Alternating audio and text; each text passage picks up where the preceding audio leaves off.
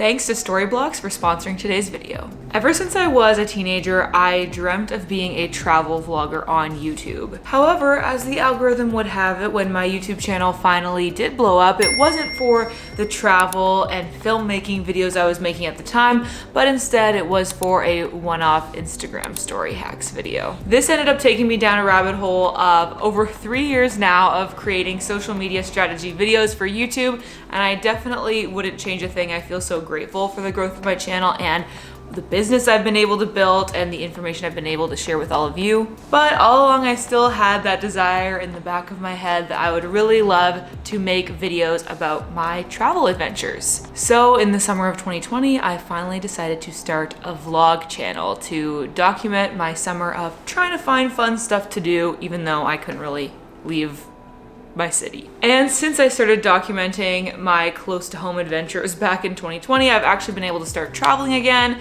making more proper travel vlogs for that channel, and I've grown it to over 1,000 subscribers. So today I wanted to tell you about the strategies and techniques that I have been using to grow a brand new YouTube channel that is completely just a vlog channel.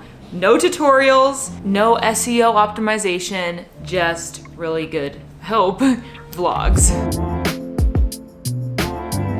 Okay, so let me just start by saying something a little bit controversial about YouTube growth. You don't need to post every week. In fact, you maybe shouldn't post that often. Hear me out. I think in our current YouTube content climate, I think it's more effective to focus on the quality of your videos rather than the quantity of your videos. It's much more important that the videos that you post are good than that you're posting really, really often. Now, I wanna share one major caveat to this, and that is for this strategy to work, you need to actually be able to create good videos. I was recently watching Ali Abdaal's video about how to get started on YouTube as a beginner because I was curious to see what other tips and advice were out there, and I actually really, really liked his framework for YouTube growth. He described 3 stages that you go through as a new YouTube creator. At first, you need to just get going, then you need to get good, and then you need to get smart. I'll link his video in the description because I think it's really helpful if you're thinking about completely starting from scratch. But the point is, I think these 3 stages are a really accurate way to describe the growth that everybody goes through. At the beginning, the biggest challenge is just getting going, like actually setting yourself down in front of a camera, talking to the camera, editing the video, and getting over the fear of publishing it. Then, once you've got that checked off the list, you need to work on getting good, so being able to produce really high quality content, and then eventually you get to the stage of optimizing, getting smart, trying to figure out the best ways to grow. So that's why I share this caveat, because I think that my strategy of posting less often but posting really good videos only is applicable if you're in the getting good or getting smart stage of your YouTube growth. If you are still at the beginning of getting going, then I still think it is really beneficial to post frequently and maybe make weekly videos, but it's not gonna be for your YouTube channel's growth. That's not necessarily gonna help. What it is for though is your own growth as a creator, like allowing you to actually get in enough practice to make good videos. You might be familiar with the story of the pottery teacher who had 2 groups in his class and assigned one group to creating one piece of pottery in the 4-month course, and the other group was assigned to make as many pieces of pottery as they could within 4 months. And while on the surface you might think that the people who had 4 whole months to perfect their one perfect piece would do better, as it turns out, the people who were just assigned to make as many pieces as possible actually had the better pottery at the end. And that's because practice is so important. You can't be a perfectionist when you're just getting started, or else you'll never actually get good, because you'll really agonize over one video and you're not gonna get the return that you put into it on just a single video. You can't blow up a YouTube channel like that. So that's why if you are just getting started, I do really want to encourage you just to create, get better, iterate, learn how you can improve, figure out what your style is and what you want to share. But once you get good, then focus on creating quality over quantity. If you're starting your YouTube channel and you're already confident in your video creation skills, then right off the bat, focusing on quality over quantity is probably gonna be the way to go. I wanna give a shout out to some of my YouTube friends because I think that they are a perfect example of this strategy working. Tanya and Adam from Jits Into the Sunset make travel videos about their life traveling around Europe in their van jitters. Currently, from my last count on their channel, they have 30 videos live and they have over 70,000 1,000 subscribers. I'm pretty sure when I had 30 videos live on this channel, I probably had like 70 subscribers. But that's because I needed to post a lot in order to hone my skills, figure out how to make a good video. I'm pretty much completely self-taught when it comes to video making, and I learned it from creating for YouTube. On the other hand, Adam was a professional filmmaker before they started their YouTube channel, so obviously he was really good at making videos. So for them, focusing on quality over quantity makes a lot of sense because it means every single one of their films is a banger. It builds a lot of trust with their audience and makes people want to subscribe to see the next video. And that's why I've like always been really impressed with their growth, because even though they haven't like posted weekly or anything from the beginning, they've still been able to see really consistent growth because their videos perform well in the algorithm, show up on people's homepages, and are just really, really good. So even though it's not necessarily essential for you to post every single week, once you get good at making videos, it's still important to be persistent. When I started my vlog channel, obviously I had a lot of experience already with making videos for YouTube, so I felt confident about the video editing and all of that. But that doesn't mean that I'm gonna grow my channel just from posting 1 or 2 videos. It's still gonna take many months of uploading to gather that audience. So like I said, I started in the summer of 2020, and I just hit 1,000 subscribers in November of 2022. And I've really just focused on, rather than trying to post weekly, instead thinking about how I can make each video that I do post really, really good. And that especially works for me with my travel vlog channel because I'm not traveling all the time. So instead I focus on posting in a more seasonal way. So I'll film a bunch,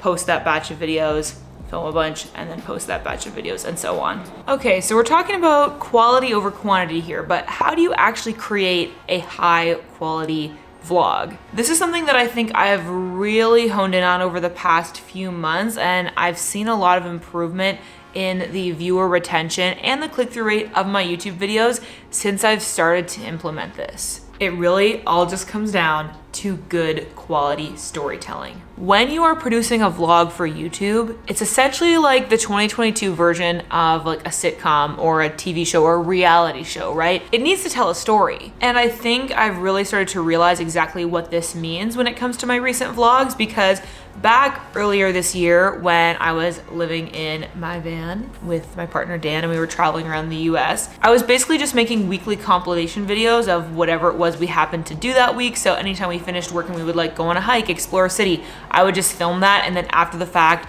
make a compilation that was like, here's what we did on Monday, here's what we did on Tuesday. And that was fine, and you know, it was interesting for our friends and family back home to keep up with what we were doing, but it wasn't all that compelling for new people to jump in and just kind of watch this like walkthrough of my day-to-day. So I did something a little different with my more recent vlogs that I've been posting from our trip to Europe back in October. And instead of just posting like a daily or weekly vlog of like, here's what we did today, I thought about it beforehand and I planned out storylines that I would want to capture in each place. And since then, all of the videos that I've been posting have been like 1 out of 10 or 2 out of 10 and are getting the same number of views that my videos from like almost a year ago now have at this point.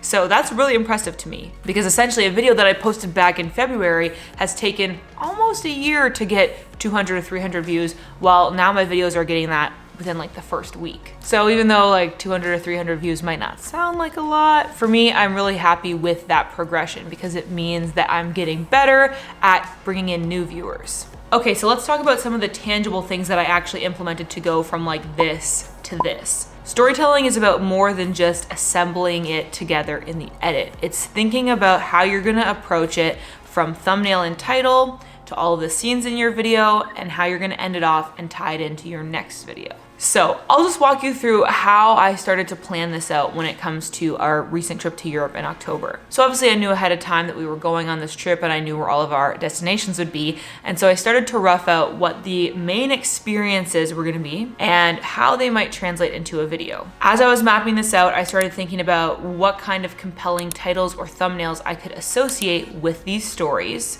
And then with each one, I would jot down a few key scenes or moments that I wanted to capture while we were out experiencing it. I think with vlogging, it's really important to find a balance between planning out your storyline so that you have a really good, concise, pacey video, but also leaving room for spontaneity. Okay, so for example, one of the videos that I posted recently was 12 hours on a ship in the Adriatic Sea. So I knew ahead of time that we were going to be taking a ferry from Albania to Italy as part of our road trip around the Adriatic Sea. And this sequence of events could have easily been included in like a weekly vlog that might have been titled Italy and Albania Travel Vlog 2022 or something like that. But instead, ahead of time, I thought, what would be a more interesting kind of headline or title that would draw somebody in and saying like, I spent 12 hours on a ship at the Adriatic Sea, is a little bit more interesting. So as I was planning this, I also thought about what would be an interesting thumbnail, and I thought, what if we show like the inside of the cabin where we stayed?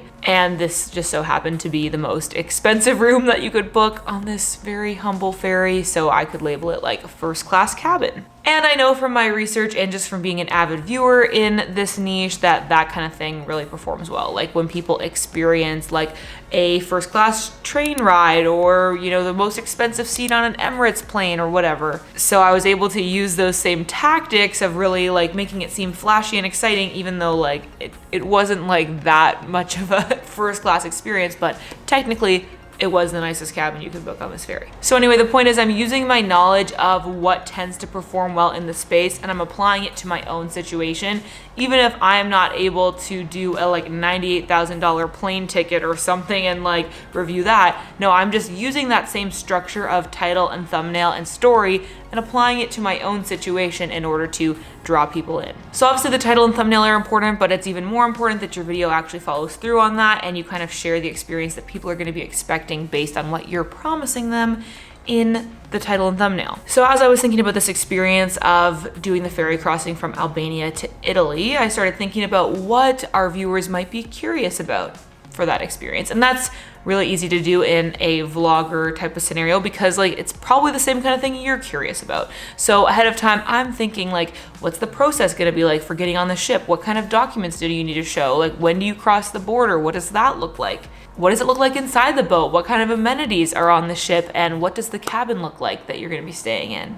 Also, is it gonna be a rough crossing? Is it gonna be really bumpy? Are we gonna get seasick? These are all the things that I'm thinking about ahead of time before leaving on the trip, so I'm assuming that's the kind of thing that might cross my potential viewer's mind if they saw that title and thumbnail that I made. And so I take a couple notes on that and I make an effort to capture some of the answers to those questions when I'm actually filming the video. So you can see how I'm not necessarily planning out every single scene that we're gonna film, or I'm not like completely manufacturing what is going to happen in my life. I'm just thinking about what would somebody be curious about this experience and how can I make sure to speak to those things so I can kind of keep answering the questions that might be coming up for them to keep them engaged throughout the video. So once you have a good story worked out, you need to show it, not just tell it. This means having a lot of really great footage to accompany the events and scenes that you want to show in your vlog. I think it takes a lot of practice getting used to what it's like to actually film your day because you never realize beforehand just how much extra effort it takes to capture all these different moments and really show like the breadth of the scene that you want to show. Like seriously, for any regular life event, if a vlogger is capturing it, it's gonna take 1.5 to 2 times as long as it normally would. So going on a 2-hour hike, it might take you 4 hours if you're trying to film it really extensively for your vlog. Even just doing your morning routine, if it normally takes you 15 minutes, would probably take up to an hour if you're gonna film every single step. So that's just something to get used to as you're building up your video creation skills. But if you do happen to film a vlog and after the fact you realize that you're missing some key parts and you need some more footage to really make it visually engaging, then I really want to recommend to you the sponsor of today's video, Storyblocks. I have been using Storyblocks for years on my client projects as a freelance video creator and on my YouTube channel. It really comes in handy when you need to fill in the blanks of a certain scene or you didn't capture, especially establishing shots for vlogs. It is so handy for that. Especially lately over on my travel vlog channel, I have been using Storyblocks a bunch because when you're traveling, you can easily miss out on grabbing essential clips that you might need later. For example, I didn't have an external shot of my plane landing in Albania, but I was able to find something that fits on Storyblocks. I wasn't able to fly a drone in Rome to get an establishing shot of the Colosseum, but I could find one on Storyblocks. I even used Storyblocks just to find some more more close-up atmospheric shots of Albania that I wasn't able to capture when I was on the ground because I was just overwhelmed with being in a new place. Or if you want to transition and show, you know, going from day to night or night to day, you can easily find some great time lapses of the night sky on Storyblocks. This is seriously such a key tool for vloggers to use, but also if you are a freelancer, if you're making videos for clients, it's really awesome for that too. You can access all of this through a subscription plan. It's super easy. You can sign up with the link in my description and then you get unlimited access to the videos that you need. There's no like a la carte pricing or anything like that that you need to worry about. You can just log in and start downloading the clips that you need. Another really great resource from Storyblocks is they actually just released this brand new course. It's called The Beginner's Guide to Creating Video. It's free, it's up on YouTube. I'll link it in the description for you to check out as well. But if you are trying to go from that get going to get good stage that I was talking about before, this course is going to be key in helping you to hone in on those video skills and make your videos more engaging for your viewers, which is going to help you grow your channel. So if you want to improve your video creation skills and you don't have a lot of technical experience, check out Storyblocks' new course. I'll link it below. And also sign up for Storyblocks using my link so that you always have the footage that you need to make your vlogs interesting and engaging. The final piece of advice that I think is going to be really helpful for you as you are looking to grow your vlog channel to 1,000 subscribers is to really build a real relationship with your viewers. This is a really special opportunity that small creators have because I feel like so many of us are used to watching content from creators that have such a big audience that they don't have the time to actually reply to our comments or make the videos that we request they make. Like there's a little bit of a disconnect there with larger audiences, and that's just a natural side effect of growth. Like if you have thousands of comments, there is just not the time of the day to actually reply to every single one of them. And that's a competitive advantage that you have as a creator with a smaller audience because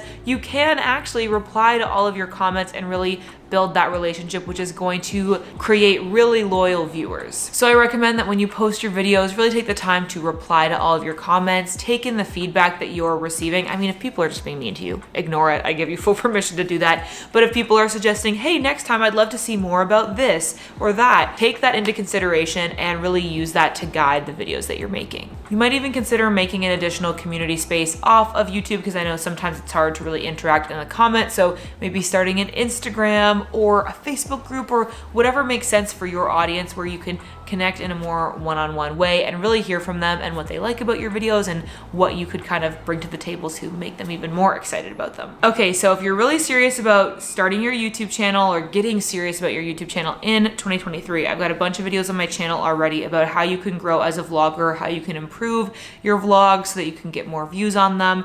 So start with this video, but then just keep watching the ones in the suggested sidebar. I promise it's gonna bring you through all of the YouTube tips that I have for you after spending 10 years growing my channel. So check that out next. Also make sure that you sign up for Storyblocks using the link in the description because trust me, having that as a resource is gonna be super valuable to you as you start editing your vlogs in the new year. And as always, thank you so much for watching. I really appreciate you, whether you've been with me since back in the travel and filmmaking days that I mentioned before, or if you just found this video for the first time today. Welcome. Thank you for your support. And I can't wait to keep sharing more tips with you about YouTube and social media growth in the new year. So thank you for watching. I hope you're having adventures and following your dreams, and I'll see you in the next one. Bye.